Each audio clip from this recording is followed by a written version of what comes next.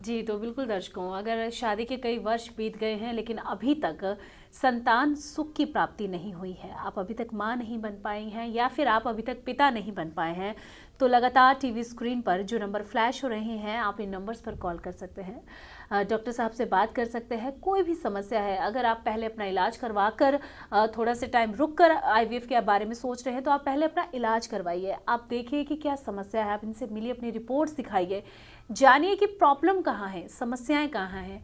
और अगर फिर भी आपको लगता है कि अब आपको IVF ही करवाना पड़ेगा, तो उसके लिए भी आपको सजेस्ट किया जाएगा, आपको एडवाइस दी जाएगी, आपको बताया जाएगा कि किस तरह से आपको खुद को IVF के लिए तैयार करना है, किस तरह से आपको IVF करवाना है। और उसके बाद आप यकीन मानिए, जो भी परेशानियां आपकी ज़िंदगी में अब तक थी बच्चा ना होने के कारण, वो परेशानियां ज़रूर दूर हो जाएंगी।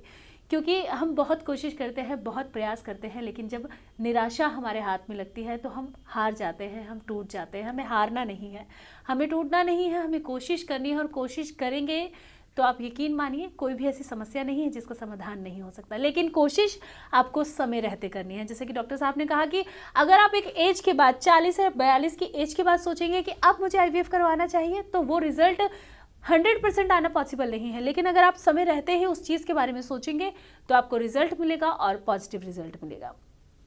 सर, ये तो बात हो गई हमारे रिजल्ट की, और ये तो बात हो गई IVF की। लेकिन अगर हम IVF की बात करें और IUI की बात करें, तो IVF जो है वो ज़्यादा कॉस्टली है, और IUI जो है उसमें इतना कॉस्ट नहीं लगता है। तो लोग सोचते हैं मैं पहले IUI करवा लेती हूँ, वो सक्सेस नहीं होगा तो मैं IVF करवा लूँगी। तो ये जो कंडीशन है कि मैं पहले ये करवा लेती हूँ, यहाँ पैसा लगा देती हूँ, फिर वो वहाँ ज़्यादा पैसा लगा दूँगी, इस कंडीशन के बारे में आप क्या कहेंगे? देखिए, IUI जो एक प्रक्रिया है वो एक नेचुरल प्रक्रिया है, बहुत ज़्यादा उसमें हम लोगों का योगदान नहीं है।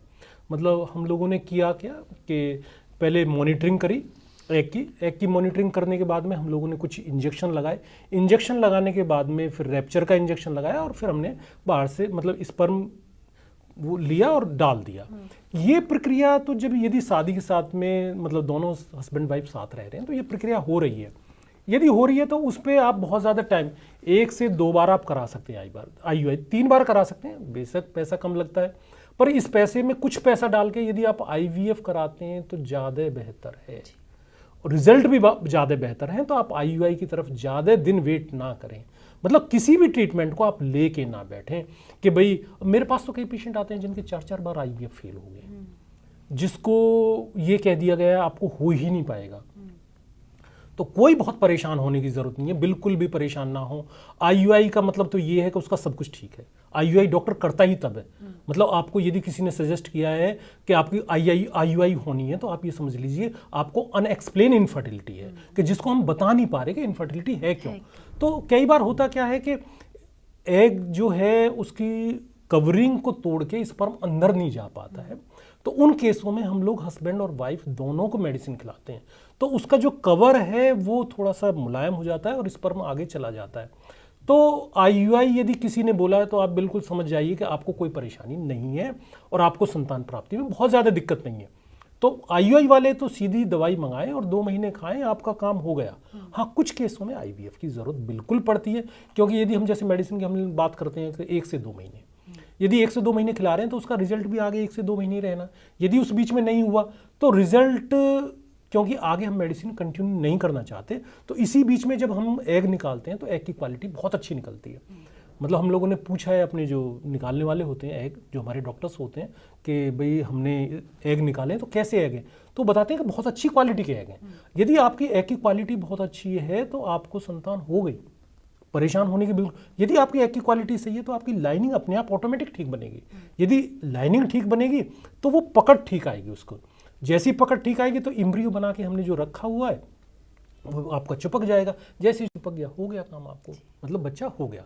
तो इन सब बातों को आपको समझना, ये टेक्निकल बातें हैं जो समझ में नहीं आती। डॉक्टर समझाते भी हैं तो मरीज समझना भी नहीं चाहते, वो ये चाहते हैं कि सेंटर पे गए बच्चा मुझे हो जाए। जी।